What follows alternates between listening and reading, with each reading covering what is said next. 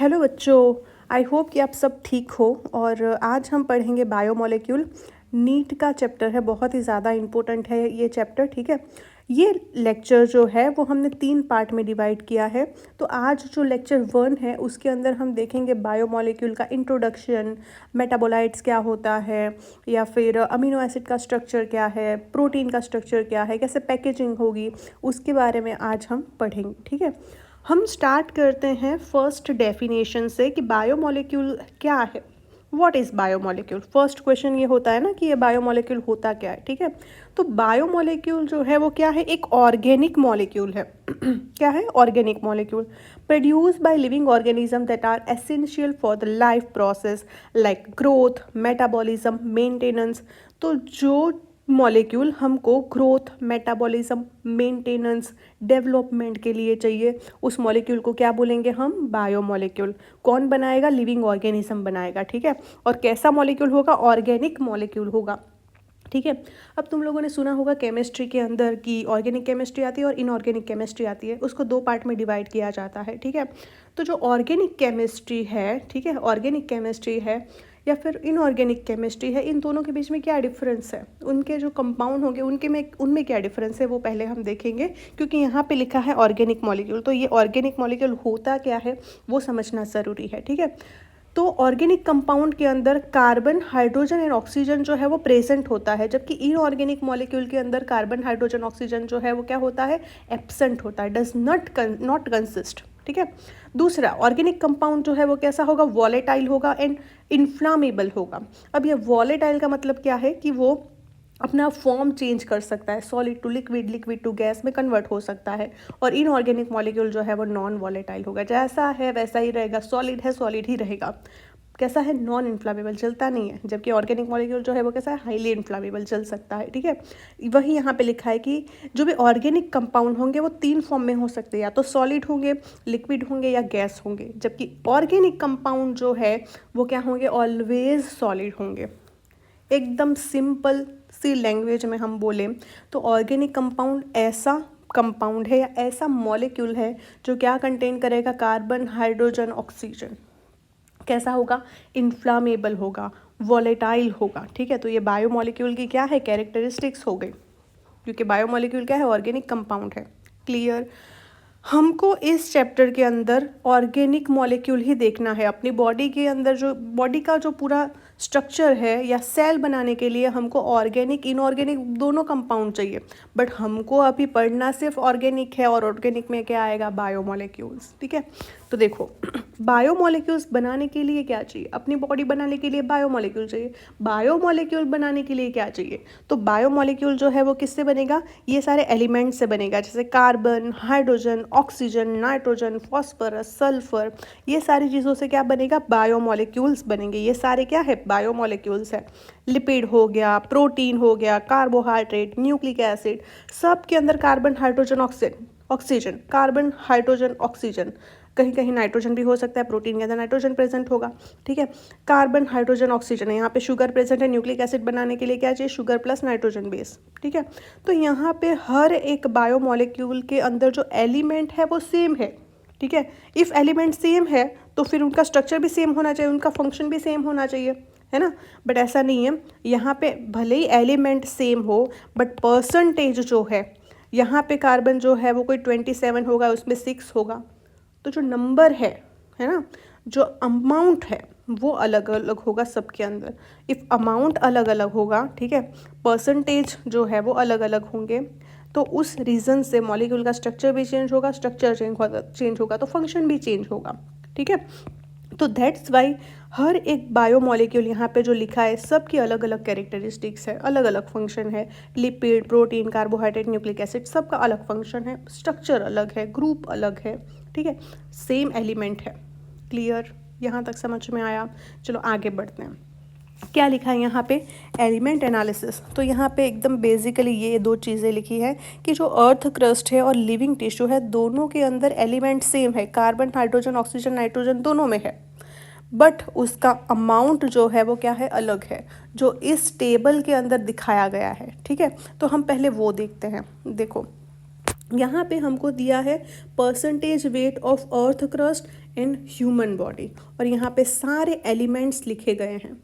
ठीक है, ये एलिमेंट्स जो है वो अर्थ क्रस्ट और ह्यूमन बॉडी के अंदर, दोनों के अंदर प्रेजेंट है, दोनों के अंदर प्रेजेंट है, बट अमाउंट जो है वो अलग अलग है, परसेंटेज जो है वो अलग अलग है। ठीक है, तो क्या लिखा है कि भाई हमको देखो यहाँ पे क्या याद रखना है कि जो सबसे ज़्यादा और सबसे कम है वो याद रखना है। जैसे कि हम अर्थ क्रस्ट के अंदर देखें तो सबसे ज़्यादा कौन सा एलिमेंट प्रेजेंट होगा, तो ऑक्सीजन होगा, 46.6 है। और सबसे कम क्या प्रेजेंट होगा, तो नाइट्रोजन होगा, वेरी लिटल। देखो नाइट्रोजन की बात अर्थ क्रस्ट के अंदर की गई है, एटमॉस्फेयर के अंदर नहीं। ठीक है, ह्यूमन बॉडी के अंदर कितना होगा, सबसे ज़्यादा क्या प्रेजेंट होगा, तो ऑक्सीजन होगा, अगेन सेम है।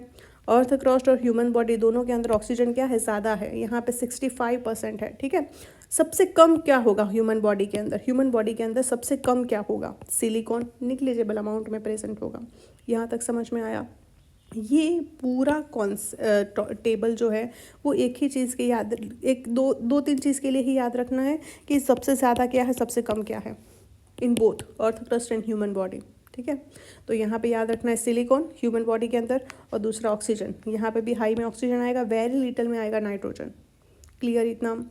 ओके, अब यहाँ पे दो चीज़ें लिखी गई हैं कि हाँ, दूसरा कि लिविंग टिश्यू के अंदर एलिमेंट सारे प्रेजेंट होंगे जो अर्थ क्रस्ट में प्रेजेंट होता है, बट गोल्ड और ये सारी चीज़ें जो है वो अपनी बॉडी में प्रेजेंट नहीं होती है। ठीक है, तो एक्सेप्ट गोल्ड एक्सेट्रा। अब मुझे ये बताओ कि फ्रेश वेट और ड्राई वेट में क्या डिफरेंस है।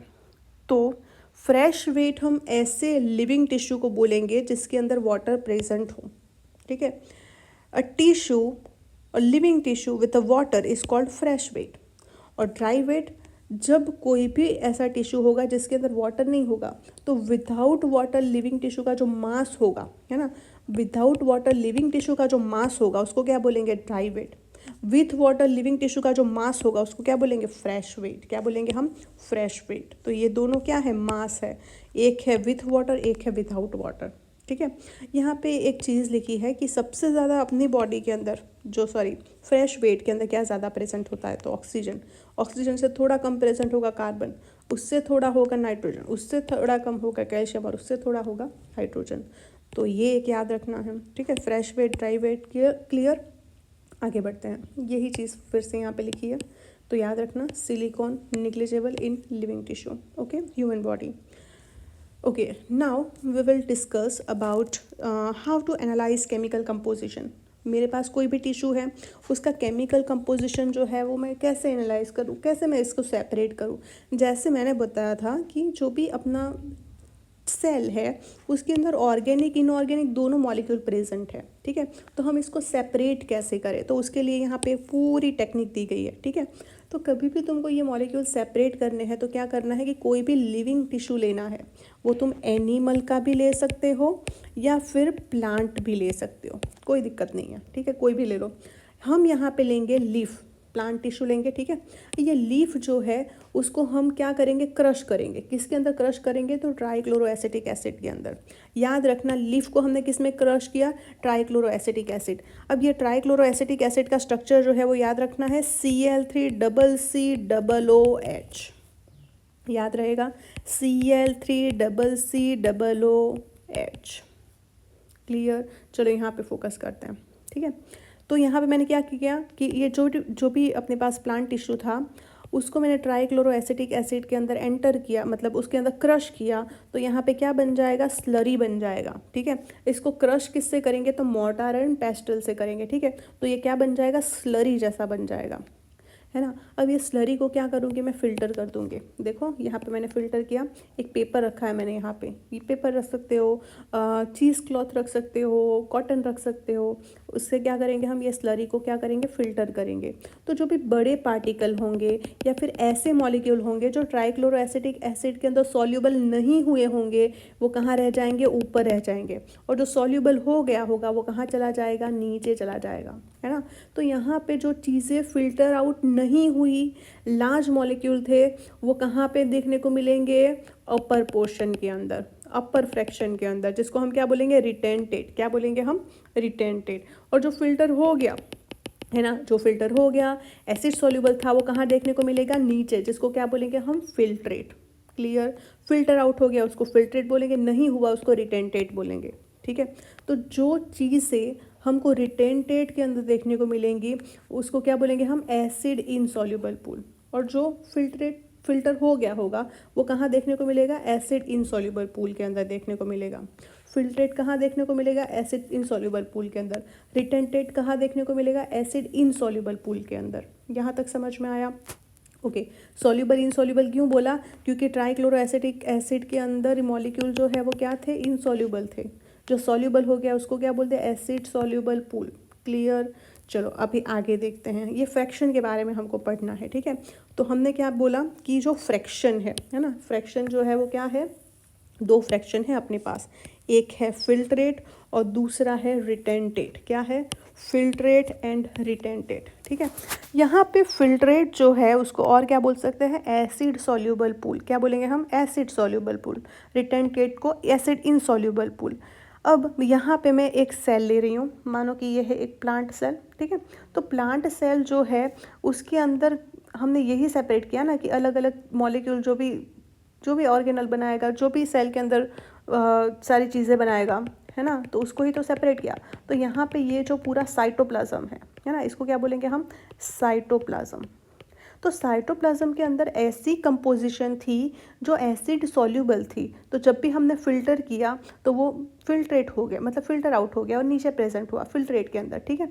तो यहाँ पे लिखा है कि जो भी अपना साइटोप्लाज्मिक कंटेंट होगा, ठीक है, वो कहाँ प्रेजेंट होगा, फिल्ट्रेट के अंदर प्रेजेंट होगा, स्मॉल मॉलिक्यूल प्रेजेंट होंगे, है ना।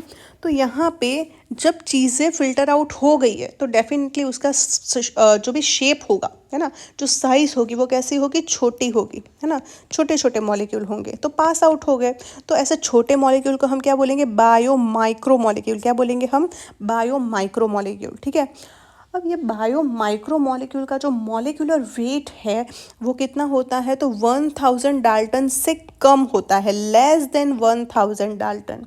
डाल्टन क्या है, तो यूनिट है मास को मेजर करने के लिए, ठीक है। रेंज दे दी इन लोगों ने कि फिल्ट्रेट जो है मॉलिक्यूल, मानो कि मॉलिक्यूल का वेट जो है वो 18 to 800 डाल्टन है।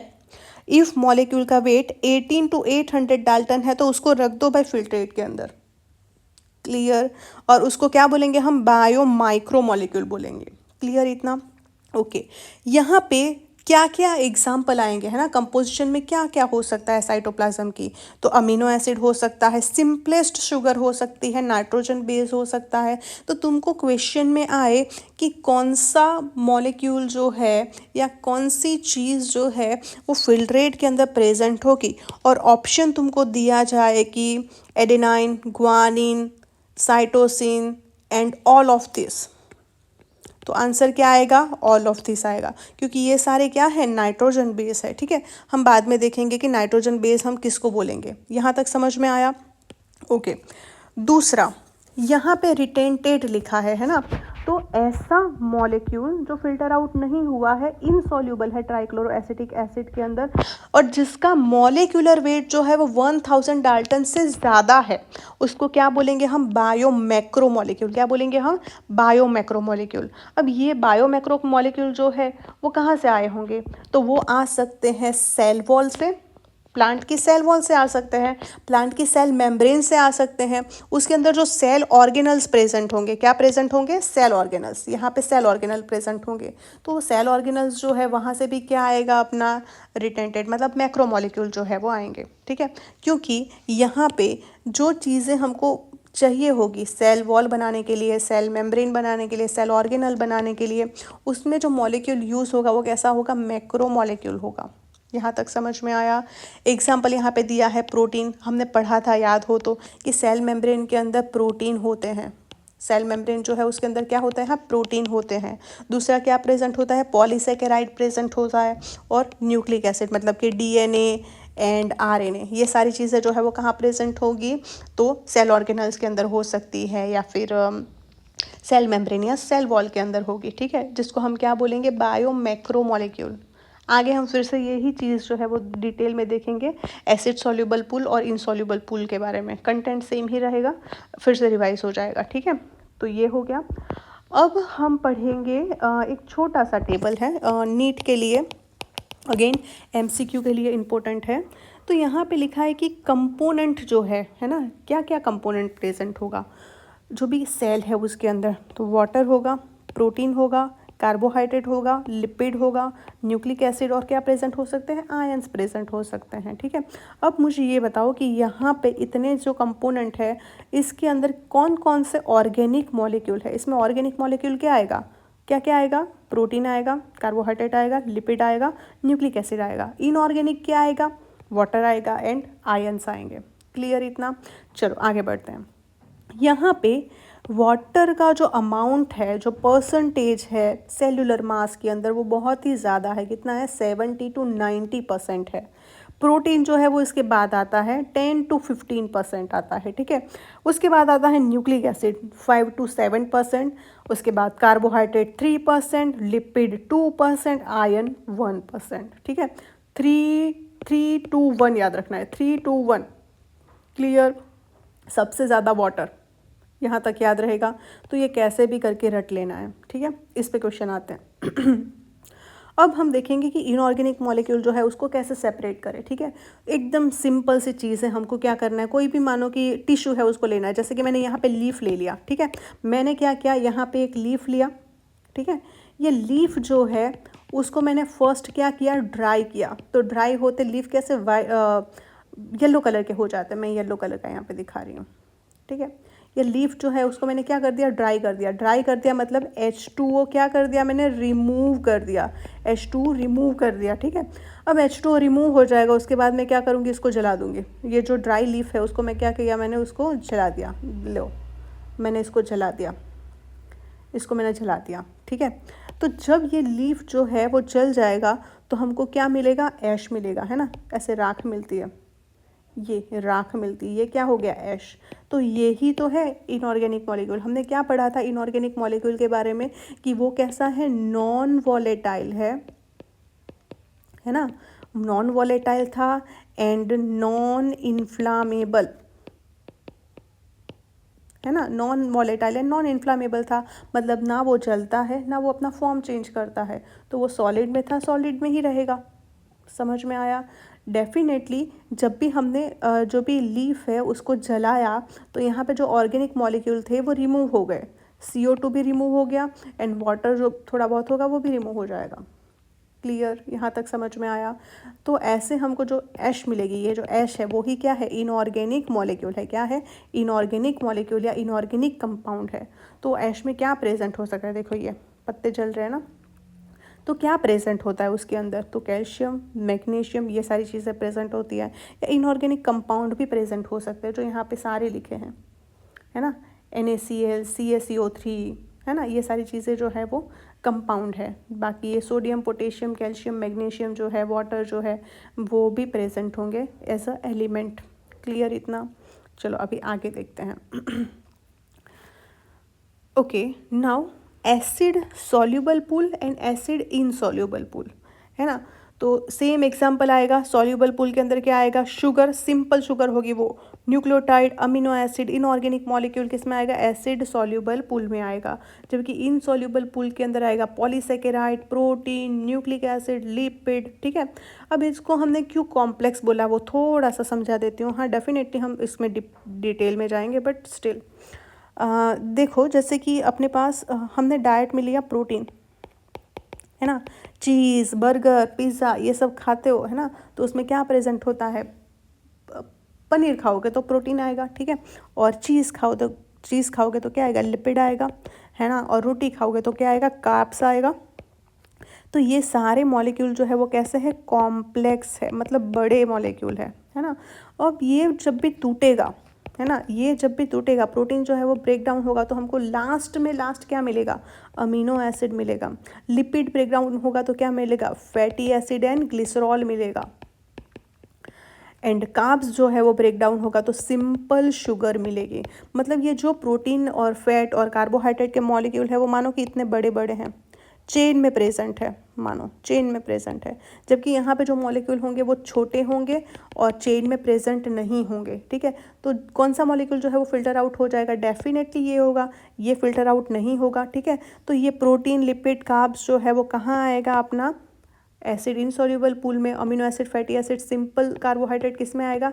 एसिड सॉल्युबल पूल के अंदर आएगा। ठीक है, जब भी हम कार्बोहाइड्रेट कंप्लीट करेंगे, ठीक है, तो मैं एक क्वेश्चन पूछूंगी। अभी इफ़ तुमको रिवीजन तुमने कर ही लिया हो और तुमको आता हो तो मैं क्वेश्चन पूछ लूँ कि जो सेल्यूलोज होता है वो एसिड सॉल्युबल पूल में आएगा या इनसॉल्युबल पूल में आएगा? मुझे कमेंट में बताओ। ठीक है, वैसे ही काइटिन जो है वो एसिड सॉल्युबल पूल में आएगा या इनसॉल्युबल पूल में आएगा, वो बताओ। ठीक है, चलो, तो यहाँ पे क्या लिखा है कि एसिड सॉल्युबल पूल में क्या होगा? मेनली साइटोप्लाज्मिक कंपोनेंट होंगे, जबकि एसिड इनसॉल्युबल पूल के अंदर क्या होगा? तो साइटोप्लाज्मिक कंटेंट तो होगा ही, सेल वॉल का कंटेंट भी होगा और सेल मेम्ब्रेन का कंटेंट भी प्रेजेंट होगा। ठीक है, वेट जो है वो कितना दे के रखा है यहाँ पे? अगेन 8000 टू और 800 और 1000, और रेंज दी जाए तो 18 to 800, है ना। 1000 डाल्टन से तो कम ही होगा। ठीक है, उसको क्या बोलेंगे हम? बायो माइक्रोमोलिक्यूल, नॉन पॉलीमेरिक, मैंने बोला चेन में नहीं प्रेजेंट होते हैं। ठीक है, वैसे यहाँ पे पॉलीसेकेराइड, प्रोटीन, ये सारे इनसॉल्युबल पूल है, इनसॉल्युबल पूल में आएंगे। ठीक है, ये हमने बात कर ली। वेट 1000 डाल्टन से ज़्यादा होगा, बायो मैक्रोमोलिक्यूल होगा, है ना, और चेन प्रेजेंट होगा। पॉलीमेरिक मतलब चेन में प्रेजेंट होना। ठीक है, एग्जाम्पल 2 दे के रखा है, पैल्मेटिक एसिड एंड आर्किडोनिक एसिड, ये दोनों जो है वो लिपिड है ना, ये दोनों क्या है? लिपिड है, और किस में आएंगे? एसिड इनसॉल्युबल पूल के अंदर आएंगे। यहाँ तक समझ में आया? एक बार फटाफट देख लो। ठीक है, उसके बाद मैं समझाती हूँ कि लिपिड जो है उसके साथ क्या धोखेबाजी हुई है, उसके साथ नाइंसाफ़ी हुई है, उसके साथ इनजस्टिस हुआ है। ठीक है, चलो अभी ये देखते हैं। देखो, तुम लोगों के लिए इधर मैंने चांद तारे सब ड्रॉ कर दिया है, चांद तारे सब ड्रॉ कर दिए हैं। ठीक है, ओके। अब देखते हैं कि जो लिपिड के साथ क्या इनजस्टिस हुआ है। देखो बेचारा जो है ना, ये मॉलिक्यूल जो है लिपिड, उसका वेट 1000 डाल्टन से कम है ना। वैसे जैसे कि तुम्हारा वेट कम है, बट लोग तुमको बोलते हैं कि कितने मोटे हो, कितने मोटे हो। वैसे ही बेचारा लिपिड जो है उसका वेट कम है, 1000 है, फिर भी उसको बोलते हैं कि नहीं तू तो मैक्रोमोलिक्यूल है, ऐसा। बट उसके पीछे एक रीज़न है कि लिपिड जो है ना वो सबसे ज़्यादा सेल मेम्ब्रेन में प्रेजेंट होता है। जैसे हमने सेल के अंदर पढ़ा था, फॉस्फोलिपिड बाइलेयर, लिपिड की बाइलेयर होती है सेल मेम्ब्रेन के अंदर। तो जब भी हम उसको क्रश करते हैं ना सेल मेम्ब्रेन को, तो ये लिपिड जो है वो ऐसा वेसिकल बना लेता है, और ये वेसिकल जो है वो साइज़ में क्या होते हैं? बड़े होते हैं। तो ये क्या होंगे? एग्रीगेट हो जाएंगे, और जब भी ये एग्रीगेट हो जाएंगे तो यहाँ पे ये मतलब जब भी हम उसको फिल्टर करें तो फिल्टर नहीं हो पाएंगे, वो ऊपर ही रह जाएंगे, है ना। और जब ऊपर रह जाएंगे तो उसको हम फिल्टर नहीं हो पाएगा, तो वो किस में रह जाएगा? रिटेंटेट के अंदर रह जाएगा। इसीलिए हमने उसको क्या बोल दिया? बायो मैक्रोमोलिक्यूल है। अच्छा पतला सा है ना, बट क्या करें, उसका वेसिकल फॉर्म हो जाता है। मॉलिक्यूलर वेट तो कम है, 1000 डाल्टन से कम है, फिर भी उसको मैक्रोमोलिक्यूल बोल दिया। क्लियर? याद रहेगा इतना? चलो आगे बढ़ते हैं।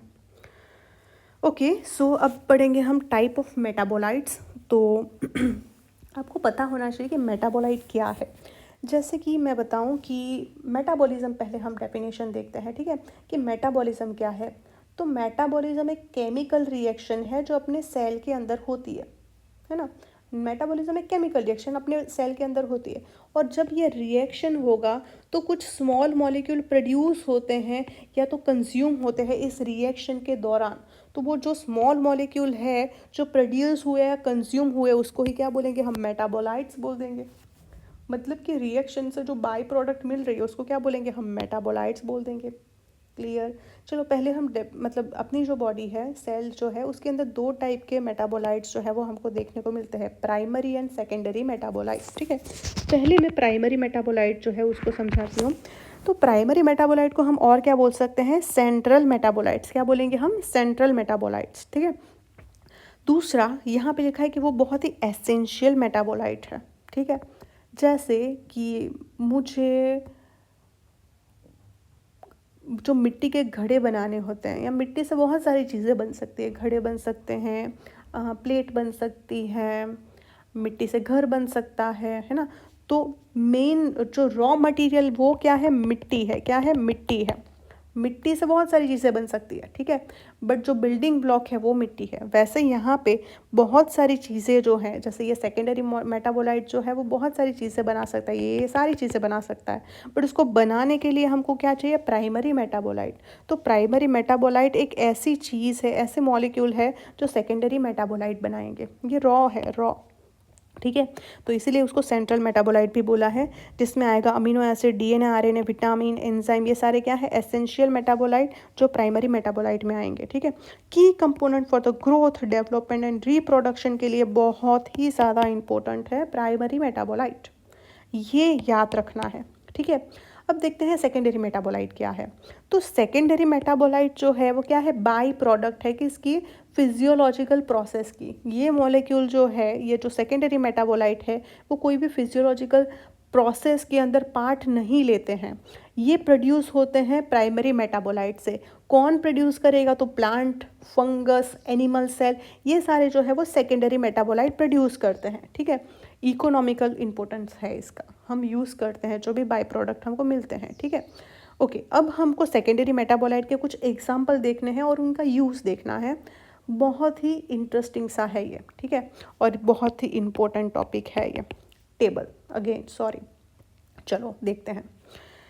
तो क्या लिखा है इधर, जो पिगमेंट है, पिगमेंट क्या है, क्या है पिगमेंट, क्लोरोफिल, ज़ेंथोफिल, कैरोटीनॉइड, एंथ्रोसाइनिन, ये सब क्या है, पिगमेंट है, कलर है, ठीक है। वो क्या करेंगे, हर एक पिगमेंट का अलग अलग फंक्शन है, ठीक है। दूसरा, और कलर भी अलग है। अल्कलॉइड जो है उसमें क्या आएगा, मॉर्फिन एंड कोडेन। ये मॉर्फिन एंड कोडेन जो है वो क्या है, वन टाइप ऑफ मेडिकेशन है जो आता है ओपियोइड टाइप ऑफ ड्रग के अंदर, ठीक है। दूसरा टर्पेनॉइड, तो मोनोटर्पेन, डाइटर्पेन। एसेंशियल ऑयल में क्या आएगा, लेमन ग्रास ऑयल, देखो ऑयल ऑयल याद रखना, याद रह जाएगा। टॉक्सिन में क्या आएगा, रियासिन एंड एब्रिन, क्या आएगा, रियासिन एंड एब्रिन। इसमें रियासिन जो है वो कैस्टर बीन का वेस्ट मटेरियल है। कैस्टर बीन जो जिसका ऑयल जो है वो बहुत ही थिक होता है, कैस्टर ऑयल जो है वो बहुत ही ज़्यादा थिक होता है, तो उसका जो बीन है, उसका वेस्ट मटेरियल जो है वो क्या है, राइसिन है, ठीक है। उसके बाद हम देखें लेक्टिन्स, तो लेक्टिन्स में क्या आएगा, कॉन्कावेलिन ए, क्या आएगा, कॉन्कावेलिन ए। कॉन्कावेलिन ए जो है वो क्या है, शुगर प्लस प्रोटीन है, sugar bind with protein, sugar binding protein भी बोल सकते हैं, ठीक है। तुम लोगों ने वो खाया है कटहल, जिसकी जो ऐसा फ्रूट है जिसकी स्मेल जो है वो बहुत ही स्ट्रॉन्ग है, किसी को अच्छी लगती है, किसी को नहीं लगती है।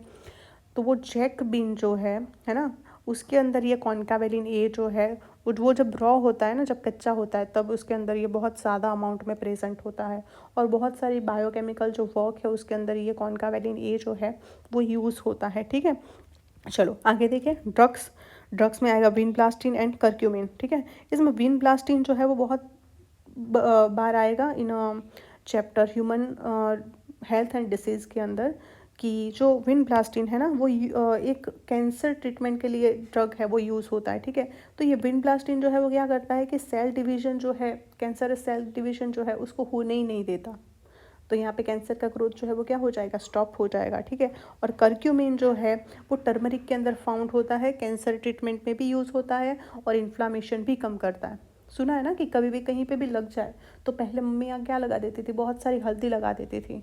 हल्दी क्या है, टर्मरिक ही है, तो तुरंत ही ब्लीडिंग जो है वो स्टॉप हो जाती थी, इन्फेक्शन नहीं होता था, इन्फ्लामेशन नहीं होता था, ठीक है। तो उसमें जो प्रेजेंट होगा वो क्या है, कर्क्यूमिन, क्या है, कर्क्यूमिन, यहाँ तक याद रहेगा, जो क्या है, सेकेंडरी मेटाबोलाइट, ठीक है। एंड लास्ट पॉलीमेरिक सब्सटेंस, उसमें क्या आएगा, रबर आएगा, गम आएगा, सेलुलोज आएगा।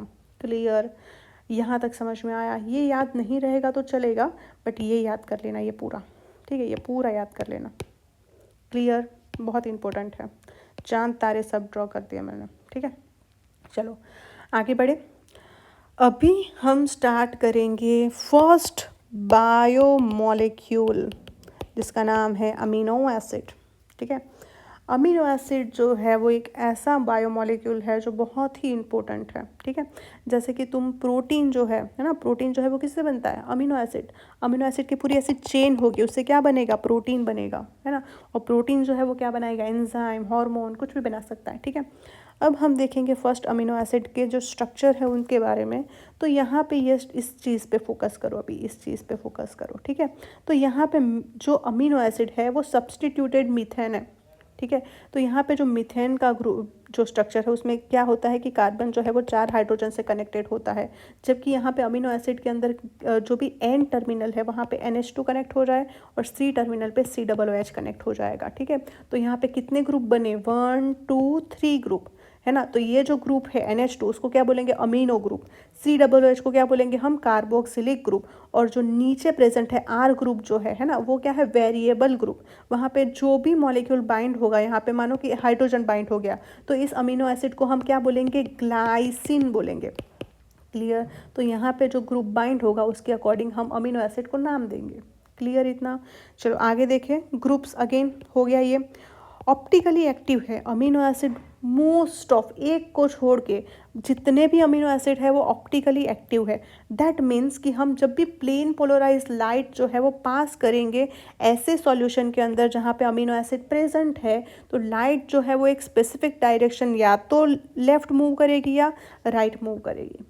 क्लियर। तो उसको क्या बोलेंगे हम, ऑप्टिकली एक्टिव, ठीक है। ये क्यों है, क्योंकि यहाँ पे जो भी कार्बन है वो कैसा है, किराल कार्बन है जो 4 डिफरेंट एटम कंटेन करता है, ठीक है। ग्लाइसिन के अंदर ऑप्टिकली ग्लाइसिन जो है वो इनएक्टिव है, ये याद रखना है, ठीक है। अब अल्फा अमीनो एसिड की बात करें तो जो कार्बन है, ये कार्बन जो है, ठीक है, ये फर्स्ट कार्बन है और उसके साथ एक फंक्शनल ग्रुप अटैच है NH2। जब फर्स्ट कार्बन के साथ कोई फंक्शनल ग्रुप अटैच हो, कोई भी फंक्शनल ग्रुप हो सकता है, NH2 ही नहीं, ठीक है, यहाँ पे NH2 दे के रखा है, तो उसको क्या बोलेंगे हम, क्या बोलेंगे हम उसको, अल्फा कार्बन। क्या बोलेंगे हम, अल्फा कार्बन, ठीक है। तो यहाँ पे जो अमीनो एसिड के अंदर जितने भी कार्बन होंगे वो कैसे होंगे, अल्फा कार्बन होंगे। क्लियर। और उससे जो अमीनो एसिड बनेगा वो कैसा बनेगा, अल्फा अमीनो एसिड बनेगा। यहाँ तक समझ में आया। ये याद रखोगे तो भी चलेगा, नहीं रखोगे तो भी चलेगा, ठीक है।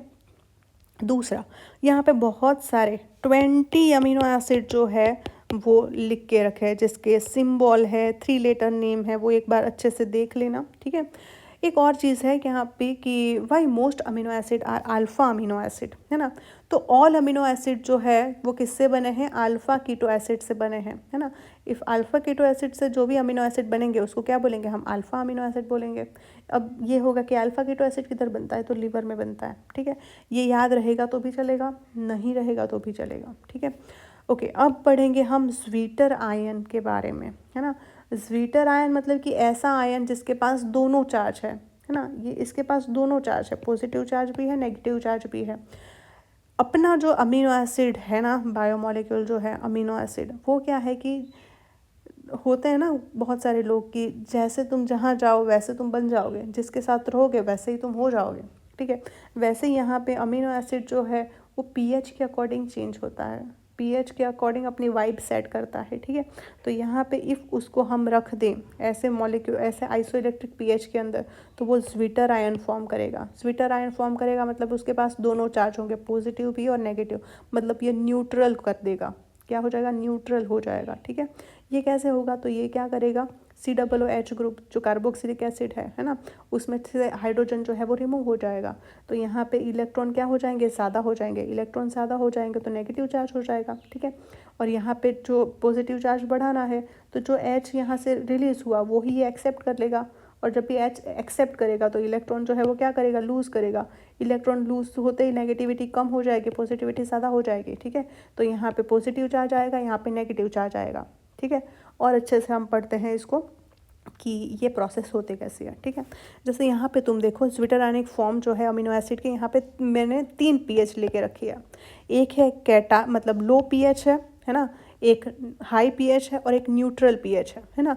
लो पीएच के अंदर अमीनो एसिड जो है वो पॉजिटिव चार्ज कैरी करता है, और जो हाई पीएच है उसके अंदर अमीनो एसिड जो है वो नेगेटिव चार्ज पीएच जो हाई पीएच के अंदर अमीनो एसिड जो है वो नेगेटिव चार्ज कंटेन करता है, और स्वीटर आयन के अंदर दोनों चार्ज होंगे, ठीक है। ये कैसे होगा वो पढ़ते हैं पहले।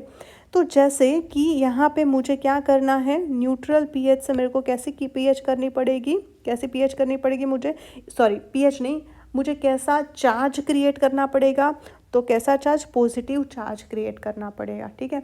पॉजिटिव चार्ज कब आ सकता है, जब हम इलेक्ट्रॉन जो है वो क्या करेंगे, कम करेंगे, और H+ जो है वो एक्सेप्ट करेंगे, है ना। तो यहाँ पे जो भी NH2 है, NH2 है, वो क्या करेगा, NH3 में कन्वर्ट हो जाएगा, ठीक है, और इलेक्ट्रॉन जो है वो रिमूव हो जाएगा, तो यहाँ पे क्या हो जाएगा, पॉजिटिव चार्ज। सेम COO जो है वो COOH में कन्वर्ट हो जाएगा, इलेक्ट्रॉन रिमूव हो जाएगा, पॉजिटिव चार्ज हो जाएगा, है ना। सेम यहाँ पे हाई pH है, मुझे चार्ज कैसा करना पड़ेगा, नेगेटिव करना पड़ेगा। नेगेटिव चार्ज करने के लिए हमको क्या करना पड़ेगा, इलेक्ट्रॉन जो है वो एक्सेप्ट हो जाए और हाइड्रोजन जो है वो रिमूव कर दे, है ना। तो यहाँ पे NH2 किस में कन्वर्ट करना पड़ेगा, NH3 टू NH2 के अंदर, इलेक्ट्रॉन गेन हो गया, नेगेटिव चार्ज हाई, COOH में से भी हाइड्रोजन रिमूव कर दिया, COO माइनस, है ना, और यहाँ पे इलेक्ट्रॉन जो है वो क्या हो गया, गेन हो गया, तो नेगेटिव चार्ज जो है वो क्या हो जाएगा, हाई हो जाएगा। यहाँ तक समझ में आया। आगे बढ़ते हैं कि जो क्लासिफिकेशन ऑफ अमीनो एसिड हमको दे के रखा है, जिसमें आएगा essential and non essential amino acid, ठीक है। जैसे कि एसेंशियल अमीनो एसिड जो है उसके अंदर हम देखें तो ऐसे amino acid essential amino acid के अंदर आते हैं जिसके अंदर जो मतलब हमको डाइट है उससे ये एसेंशियल अमीनो एसिड मिलेंगे, ठीक है।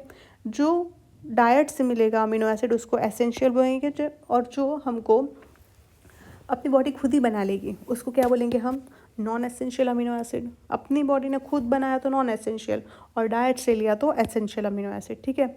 अब इसको याद कैसे रखना है, तो यहाँ पे हम देखें अरावली हिल MP3, ठीक है। तो अरावली मतलब arginine valine, histidine, H for histidine, I for isoleucine, L for leucine, L for lysine. Methionine, phenylalanine, MP, उसके बाद T3 में आएगा ट्रिप्टोफान, टाइरोसिन एंड थ्रियोनिन।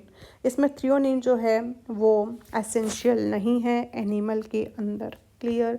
और नॉन एसेंशियल के अंदर A², G², SP, इसमें 2 एसिड आएंगे, ऐसा याद रखो, alanine, aspartic acid, glutamic acid, glycine, serine and proline, ठीक है। तो ये हो गया essential and non essential amino acid, ठीक है। अब हम पढ़ेंगे अबाउट कि जो R ग्रुप है वहाँ पे जो मॉलिक्यूल, R ग्रुप पे जो मॉलिक्यूल बाइंड होगा उसके अकॉर्डिंग हम अमीनो एसिड को नाम देंगे। जैसे कि यहाँ पे H बाइंड हुआ तो उसको क्या बोल दिया हमने, ग्लाइसिन। यहाँ R पे क्या बाइंड हुआ है, CH3, तो एलेनाइन, है ना। CH2OH होगा तो सेरिन। सिंपल सी बात है, ठीक है। ये क्या है, R ग्रुप है, क्लियर। अभी पढ़ेंगे हम जो बेसिक इन्फॉर्मेशन है जिसको तुम याद रखो तो भी चलेगा, नहीं रखोगे तो भी चलेगा। जो इम्पोर्टेंट है वो मैं बता दूंगी, उसको याद रखना ही रखना है, ठीक है। फर्स्ट यहाँ पे लिखा है कि what is non polar amino acid, ठीक है। तो नॉन पोलर अमीनो एसिड मतलब कि उसमें जो R ग्रुप प्रेजेंट होगा, ठीक है, इसमें जो R ग्रुप प्रेजेंट होगा वो वाटर के साथ बॉन्ड नहीं बनाएगा, ठीक है। तो उसको क्या बोलेंगे हम, नॉन पोलर अमीनो एसिड। और इफ़ वाटर के साथ उसने बॉन्ड बनाया तो उसको क्या बोलेंगे हम, पोलर अमीनो एसिड। यहाँ तक समझ में आया। जैसे नॉन पोलर अमीनो एसिड के अंदर हमको कैसे याद रखना है, उसको गावलिप याद रखना है। क्या याद रखना है, गावलिप, glycine, alanine, valine, leucine, isoleucine and phenylalanine. और पोलर अमीनो एसिड के अंदर 2 ही है, serine and aspartic acid, clear. अब पढ़े बेसिक अमीनो एसिड के बारे में। तो बेसिक मतलब कि उसमें क्या होगा, एक्स्ट्रा NH2 ग्रुप प्रेजेंट होगा, जैसे कि हिस्टिडिन, लाइसिन एंड आर्जिनिन, है ना। Histidine, lysine and arginine. उसमें लाइसिन एंड आर्जिनिन जो है वो तुम्हारे मॉलिक्यूलर बेसिस ऑफ इनहेरिटेंस के अंदर भी ये है। हिस्टोन प्रोटीन जो है उसके अंदर यही 2 प्रेजेंट होते हैं, लाइसिन एंड आर्जिनिन, जो पॉजिटिव चार्ज करते हैं हिस्टोन प्रोटीन के ऊपर, ठीक है। एसिडिक के अंदर आएगा aspartic acid and glutamic acid. पीछे एसिड लग रहा है, याद ही रह जाएगा, है ना। एक्स्ट्रा COOH ग्रुप प्रेजेंट होगा। और न्यूट्रल के अंदर एक ही है, वेलाइन, याद रह जाएगा इतना, ठीक है। आगे बढ़ते हैं। तो यहाँ पे कौन कौन सी चीज़ें याद रखनी है उसको मैं थोड़ा डॉट कर देता हूँ। ये याद रखना है, ये याद रखना है, ये याद रखना है, कैसे भी याद रखना है, ठीक है। ये ओके, आगे बढ़े। सल्फर कंटेनिंग अमीनो एसिड में क्या आएगा, मिथियोनिन, सिस्टाइन। ये सिस्टाइन और सिस्टीन, ठीक है। एरोमेटिक मतलब कि रिंग प्रेजेंट होंगी, PTT, phenylalanine, tyrosine and tryptophan, PTT। ये तो याद रहना ही चाहिए, ठीक है। तो ये भी याद रखना ही है, ये NCERT के अंदर देके रखा है, ठीक है, एरोमेटिक। ओके, आगे बढ़े। तो सिंपलेस्ट अमीनो एसिड कौन सा था? ग्लाइसिन। कॉम्प्लेक्स कौन सा था? Tryptophan. And part of histone कौन सा आएगा? Lysine and arginine. क्लियर? यहाँ तक समझ में आया? तो ये जो डॉट किया हुआ है ये याद रखना है। क्लियर? इसकी सिर्फ डेफिनेशन याद रखो, दैट इज़ इनफ, क्योंकि पोलर नॉन पोलर थोड़ा आगे आएगा प्रोटीन के स्ट्रक्चर के अंदर, तो तब थोड़ा कन्फ्यूजन ना हो, इसलिए अभी बता दिया। ठीक है, चलो आगे बढ़े। यहाँ पे bond present between amino acid, कौन सा बॉन्ड प्रेजेंट होगा? पेप्टाइड बॉन्ड प्रेजेंट होगा। ठीक है, तो यहाँ पे दो अमीनो एसिड है, सामने सामने क्या आया? COOH एंड NH2 ग्रुप आया। ठीक है, तो ये जब भी बॉन्ड बनाएंगे तो H2O रिमूव हो जाएगा, क्या बच जाएगा यहाँ से? CO और यहाँ पे NH। ठीक है, तो यहाँ पे ये बॉन्ड ऐसे कुछ बनेगा। ठीक है, तो यहाँ पे जो बॉन्ड बना उस बॉन्ड को क्या बोलेंगे? Peptide bond. तो ये दो अमीनो एसिड के बीच में एक पेप्टाइड बॉन्ड बना। क्लियर? इतना बहुत सिंपल सी चीज़ें हैं। ठीक है, आगे पढ़े प्रोटीन का जो स्ट्रक्चर है उसके बारे में। तो मैंने क्या बताया था कि अमीनो एसिड की जो चेन है उसी को क्या बोलेंगे? हम प्रोटीन बोलेंगे। ठीक है, तो यहाँ पे जो चेन होगी उसको क्या बोलेंगे? पॉलीपेप्टाइड चेन, है ना। ये जैसे ही फोल्ड हो गया, ऐसा कुछ कुछ फोल्डिंग होगा उसका, है ना, और उसके बाद वो क्या हो जाएगा? फंक्शनली एक्टिव हो जाएगा। ठीक है, अब प्रोटीन के बारे में हम पढ़े तो प्रोटीन जो है वो कैसा था? बायो मैक्रोमोलिक्यूल था, उसका वेट जो था वो 1000 डाल्टन से क्या था?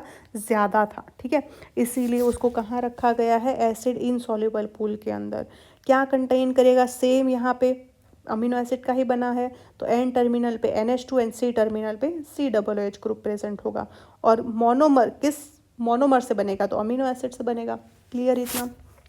अब हमको ये क्वेश्चन होता है कि प्रोटीन बनता कैसे है। ठीक है, तो अपनी बॉडी के अंदर, ह्यूमन बॉडी के अंदर या कोई भी सेल के अंदर ये जो DNA है, ठीक है, उससे क्या बनेगा? HNRNA बनेगा। और HNRNA जो है उसका पोस्ट ट्रांसक्रिप्शन मॉडिफिकेशन से क्या बन जाएगा? mRNA बन जाएगा। और यही mRNA जो है वो क्या बनाएगा? स्पेसिफिक प्रोटीन बनाएगा। ठीक है, अब यहाँ पे 20 अमीनो एसिड है अपने पास, जैसे हमने बताया कि यहाँ पे ये जो 20 अमीनो एसिड है, ये 20 अमीनो एसिड है वो अलग अलग तरीके से अरेंज होंगे, जैसे कि ग्लाइसिन, हिस्टिडीन, आइसोल्यूसिन हो गया, उसके बाद ल्यूसिन, आइसोल्यूसिन, हिस्टिडीन हो गया। तो ऐसे जैसे वो अरेंज होते जाएंगे वैसे ही अलग अलग प्रोटीन का जो स्ट्रक्चर है वो बनता जाएगा। तो 20 अमीनो एसिड से कितने सारे प्रोटीन जो है वो रीअरेंजमेंट से बन सकते हैं। यहाँ तक समझ में आया? तो यहाँ पे फर्स्ट हमको प्रोटीन जो है उसका फोल्डिंग कैसे होता है, पैकिंग शेकिंग कैसे होती है वो देखना है। ठीक है, तो यहाँ पे हमको प्रोटीन के 4 स्ट्रक्चर को रीड करना है: primary, secondary, tertiary and quaternary structure. ठीक है, तो फर्स्ट प्राइमरी स्ट्रक्चर हम देखें तो यहाँ पे कुछ हमको ऐसा देखने को मिलेगा, चेन जैसा है ना, उसको क्या बोलेंगे हम? Primary structure. तो some protein functional without folding is called primary protein, है ना, जैसे कि ग्रोथ हार्मोन जो है वो क्या है? प्राइमरी प्रोटीन है।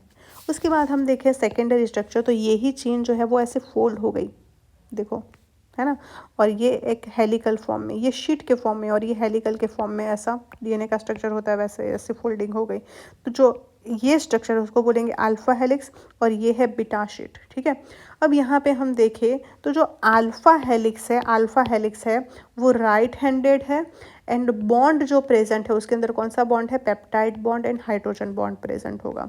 Peptide bond and hydrogen bond present होगा, है ना। बीटा शीट के अंदर भी same peptide bond and hydrogen bond present होगा, बट कैसे प्रेजेंट होगा वो देखना है। तो यहाँ पे बीटा शीट के अंदर देखो ये कैसा है? ये पैरेलल, तो H bond present parallel to axis, है ना, H bond parallel to axis. और दूसरा कौन सा बॉन्ड प्रेजेंट होगा? पेप्टाइड बॉन्ड प्रेजेंट होगा। सिल्क प्रोटीन के अंदर जो बीटा शीट है ना उसके अंदर जो बॉन्ड देखने को मिलेगा वो कुछ ऐसा होगा, परपेंडिकुलर होगा। सिल्क प्रोटीन के अंदर परपेंडिकुलर, और नॉर्मल बीटा शीट के अंदर जो बॉन्ड होगा वो कैसा होगा? पैरेलल टू एक्सिस होगा। इतना याद रखना है। ठीक है, अब यही दोनों स्ट्रक्चर जो है वो कंबाइन हो जाएंगे, है ना, और कंबाइन होके क्या बना देंगे? टर्शरी स्ट्रक्चर, है ना। देखो यहाँ पे ये चेन थी, उससे क्या बना? यहाँ पे हेलिक्स बना और बीटा शीट बनी, ये दोनों जो है वो कंबाइन हो गए तो क्या बन गया? Tertiary structure. और यही स्ट्रक्चर जो टर्शरी स्ट्रक्चर जो है, ऐसे बहुत सारी चेन एक साथ आ जाएगी, उसको क्या बोलेंगे हम? Quaternary structure. अभी हम पहले टर्शरी स्ट्रक्चर देखें तो उसके अंदर यहाँ पे जो बॉन्ड प्रेजेंट होगा that is peptide bond and hydrogen bond present होगा। ठीक है, दूसरा आयनिक इंटरेक्शन जो है वो यहाँ पे देखने को मिलेगा, ठीक है। जब भी अल्फा एंड बीटा शीट जो है वो कनेक्ट होंगे तो उसके अंदर जो अमीनो एसिड प्रेजेंट होंगे वो अलग अलग टाइप के होते हैं। जैसे कि यहाँ पे जो अमीनो एसिड प्रेजेंट होगा वो कैसा हो सकता है, सल्फर कंटेनिंग अमीनो एसिड हो सकता है, नॉन पोलर अमीनो एसिड हो सकता है, लिख ही देती हूँ, सल्फर कंटेनिंग अमीनो एसिड, है ना, non polar amino acid, polar amino acid, ऐसे अलग अलग अमीनो एसिड प्रेजेंट होंगे। तो यहाँ पे जो बॉन्ड बनेगा वो भी अलग अलग बनेगा, ठीक है। तो बॉन्ड कौन कौन से प्रेजेंट हो सकते हैं, तो बॉन्ड विथ वाटर होगा, है ना, बॉन्ड वाटर से बनेगा, तो पोलर अमीनो एसिड के बीच में वाटर बॉन्ड भी होगा, ठीक है। दूसरा हाइड्रोफोबिक इंटरेक्शन, तो नॉन पोलर अमीनो एसिड है उनके बीच में कौन सा हाइड्रोफोबिक इंटरेक्शन देखने को मिलेगा, है ना, वाटर के साथ तो बॉन्ड नहीं बनाते। दूसरा सल्फर सल्फर बॉन्ड देखने को मिल सकता है, वैंडरवाल बॉन्ड देखने को मिल सकता है, ठीक है। तो ऐसे बहुत सारे बॉन्ड जो है वो हमको टर्सरी स्ट्रक्चर के अंदर देखने को मिल जाएंगे, ठीक है। दूसरा कि जो बायोलॉजिकली एक्टिव फॉर्म है ना, सबसे ज़्यादा एक्टिव है वो टर्सरी स्ट्रक्चर ही है। तो जो भी मोस्टली एंजाइम है ना वो टर्सरी टाइप होते हैं, टर्सरी स्ट्रक्चर में होते हैं, ठीक है। मायोग्लोबिन क्या है पता है, मायोग्लोबिन जो है वो मसल्स के अंदर ये प्रोटीन जो है वो प्रेजेंट होता है जो ऑक्सीजन को स्टोर करता है। क्लियर, इतना यहाँ तक समझ में आया। अभी हम पढ़ेंगे फोर्थ क्वाटरनरी स्ट्रक्चर, ठीक है। क्वाटरनरी स्ट्रक्चर में बहुत सारी टर्सरी जो भी स्ट्रक्चर है वो मिलके क्या बन जाएगा, क्वाटरनरी स्ट्रक्चर। जैसे कि हम एग्जांपल में देखें तो हीमोग्लोबिन, है ना, तो हीमोग्लोबिन के अंदर 2 अल्फा चेन होगी, 2 बीटा चेन होंगे, है ना, और उससे क्या बन जाएगा, 4 सब यूनिट, 4 चेन टोटल होती है, ठीक है। अब यहाँ पे जो प्रोटीन का, तो यहाँ पे हमने कितना देखे, टोटल 4 स्ट्रक्चर देखे। फर्स्ट था primary structure, secondary structure, tertiary structure and quaternary structure. तुमको रखना क्या है याद, यहाँ पे प्राइमरी स्ट्रक्चर के अंदर पेप्टाइड बॉन्ड होगा, यहाँ पे सेकेंडरी स्ट्रक्चर के अंदर पेप्टाइड एंड हाइड्रोजन बॉन्ड होगा, टर्सरी स्ट्रक्चर के अंदर बहुत सारे बॉन्ड होंगे, नॉन पोलर अमीनो एसिड के बीच में hydrophobic interaction, polar amino acid के अंदर वाटर के साथ जो बॉन्ड बनेगा वो सल्फर सल्फर बॉन्ड, वैंडरवाल बॉन्ड, ये याद रखना है। ये एक लाइन याद रखनी है कि मोस्ट ऑफ एंजाइम आर कौन से स्ट्रक्चर में होंगे, थर्ड टर्सरी स्ट्रक्चर के अंदर देखने को मिलेंगे, ठीक है। फोर्थ के अंदर हीमोग्लोबिन का स्ट्रक्चर याद रखना है, 2 अल्फा चेन होगी, 2 बीटा चेन होगी, टोटल 4 सब यूनिट बनेगी। अब ये जो प्रोटीन है वो अरेंज होके अलग अलग शेप के बनेंगे, तो एक ग्लोब्यूलर प्रोटीन बन सकता है, फाइब्रस प्रोटीन बन सकता है, या स्फेरिकल प्रोटीन बनेगा, ठीक है। तो ये हो गया। अभी लास्ट एक चीज़ जो है वो हमको देखनी है कि मोस्ट एबडेंट प्रोटीन जो बायोस्फीयर में होता है जिसका नाम है रूबिस्को, है ना। ये रूबिस्को जो है वो तुमको दे के रखा है C3C4 साइकिल के अंदर, याद है। तो ये एक है, और दूसरा मोस्ट एबडेंट प्रोटीन इन एनिमल हो तो कोलाजन, है ना। कोलाजन है क्या, तो जो इंट्रासेलुलर ग्राउंड सब्सटेंस होता है, इंट्रासेलुलर मतलब कि मानो कि यहाँ पे ये सेल है, ठीक है, उसके अंदर जो ग्राउंड सब्सटेंस प्रेजेंट होगा उसको क्या बोलेंगे हम, कोलाजन। क्लियर इतना।